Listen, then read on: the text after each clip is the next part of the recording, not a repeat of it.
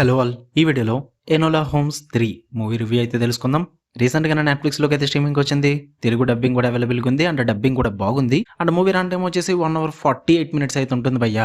అందరికీ తెలిసిందే 'ఎనోలా హోమ్స్' అంటే ఆల్రెడీ దీనికి ముందు 2 పార్ట్‌లు ఉన్నాయి. సో, మీకు ఆ 2 పార్ట్‌లు చూసిన అనుభవం ఉంటే 'ఎనోలా హోమ్స్' గురించి ఒక ఐడియా ఉంటుంది. అంటే కొన్ని క్యారెక్టర్‌ల గురించి ఇఫ్ ఇన్‌కేస్ చూడకపోతే గనుక కొంచెం కన్‌ఫ్యూజన్స్ అయితే ఎక్కువ క్రియేట్ అవుతాయి భయ్యా. సో, ఖచ్చితంగా చూడాల్సిందే. ఇక ఈ పార్ట్ 3 స్టోరీ ప్లాట్ విషయానికొచ్చేస్తే మెయిన్ లీడ్ అయిన ఎనోలా తనైతే మ్యారేజ్ చేసుకుందాం అని అయితే ఫిక్స్ అవుతుంది. దాని గురించి మాల్టా అని చెప్పేసి ఒక ప్రాంతానికి అయితే వెళ్తారన్నమాట.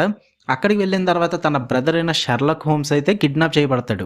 అసలు తనకేమైంది? మరి షెర్లాక్‌ని కిడ్నాప్ చేసి అంత గొప్పోళ్ళు ఎవరు? మరి ఎనోలా ఆ కేస్‌ని ఎలా సాల్వ్ చేసింది? వీటన్నిటి చుట్టూ నడుస్తది భయ్యా ఈ 'ఎనోలా హోమ్స్ 3' మూవీ. ఇక ఓవరాల్‌గా నాకు ఎలా అనిపించిందిరా అంటే సింపుల్‌గా చెప్పాలంటే ఒకటే చెప్తా. ఇక చాలు. ఇంక కంటిన్యూ చేయొద్దు. ఇంతకు మించి సీక్వెల్ వద్దు. ఎందుకంటే కొత్తగా లేదు, అలా అని చెప్పేసి చెత్తగా కూడా లేదు. జస్ట్ ఏదో టైమ్ పాస్ అయిందంతే.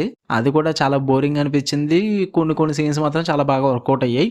ఇంతకు మించి ఇంకా సాగదీసినా, ఇంకా పార్ట్‌లు తీసుకొనెళ్ళినా, ఇంతకు మించి పెద్ద మిస్టరీలేం పెట్టరని అయితే నేను అనుకుంటున్నా. నాకైతే అంత ఇంపాక్ట్ అయితే క్రియేట్ చేయలేదు భయ్యా. Just average time pass watch అని చెప్తాను నేనైతే. పాజిటివ్స్ విషయానికొచ్చేస్తే యాజ్ యూజువల్‌గా పర్ఫార్మెన్సెస్ అని చెప్తాను నేనైతే. Millie Bobby Brown as Enola and Henry Cavill as Sherlock Holmes and main ఒక క్యారెక్టర్ ఉంటుంది.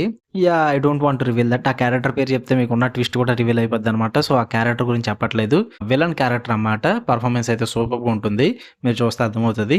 వీళ్ళ పర్ఫార్మెన్సెస్ అయితే నాకు చాలా బాగా నచ్చాయి. అండ్ ఇంకా యాజువల్లీ టెక్నికల్లీ, విజువల్లీ కూడా సినిమా చూడడానికి చాలా బాగుంటుంది. టాప్ నాచ్ అయితే మెయింటైన్ చేశారు. And last half an hour అయితే మూవీ అయితే బాగుంది భయ్యా అంతే. నెగెటివ్స్ విషయానికొచ్చేస్తే రొటీన్ సెటప్ ఉంటుంది. చాలా ప్రెడిక్టబుల్ ఉంటుంది మూవీ అయితే. స్టార్టింగ్ నుంచి ఎండింగ్ వరకు ఆ మిస్టరీ కూడా అంత సూపర్ మిస్టరీ అయితే ఏం కాదు. వన్స్ ఎప్పుడన్నా ఒక పార్ట్ ఆర్ సీక్వెల్ ఏదైనా క్రియేట్ చేస్తున్నామంటే కొత్త స్టోరీ కోసమే చూస్తాం. ఎలాంటి యాక్చువల్లీ ఇన్వెస్టిగేషన్ మూవీస్‌లో. ఎందుకంటే కొత్త మిస్టరీ ఉంటే కొత్తగా ఆలోచించడానికి ట్రై చేస్తాం. కొత్త పజిల్స్ క్రియేట్ అవుతాయి. అండ్ కొత్త ఇన్వెస్టిగేషన్ కూడా ఉంటుంది. బట్ ఈ పార్ట్‌లో మెయిన్ ప్రాబ్లమ్ ఏంట్రా అంటే చాలా రొటీన్ ఇన్వెస్టిగేషన్ ఉంటుంది. అండ్ అలాగే వీళ్ళు క్రియేట్ చేసిన మిస్టరీ గాని, ఆ కేస్ గాని ఏదైతే ఉందో మీరు ఆల్రెడీ చూసిన క్యారెక్టర్సే ఉంటాయన్నమాట. కొత్త క్యారెక్టర్స్ అయితే ఎక్స్‌పెక్ట్ చేయలేం. అండ్ కొత్త మిస్టరీ కూడా ఎక్స్‌పెక్ట్ చేయలేం.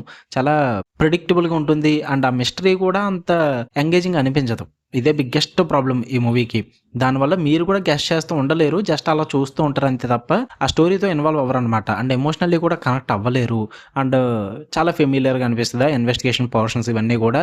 మెయిన్‌గా ఎనోలా డీల్ చేసే విధానం గాని, అండ్ విలన్ క్యారెక్టర్ నుంచి వచ్చే కొన్ని సీక్వెన్సెస్ గాని, ఇవన్నీ కూడా మరీ ఓవర్ చేస్తున్నార్రా బాబు అన్న ఫీల్ అయితే వచ్చింది భయ్యా నాకైతే. చాలా సటిల్‌గా అయితే అనిపించలేదు నాకు. నేచురల్‌గా కూడా అనిపించలేదు. చాలా ఆర్టిఫిషియల్‌గా, చాలా ఓవర్‌గా అనిపించింది. ఓవర్ ది టాప్ సీక్వెన్సెస్ ఉన్నాయన్నమాట. సో, అది నాకు అసలు వర్కౌట్ అవ్వలేదు మూవీ మొత్తంలో.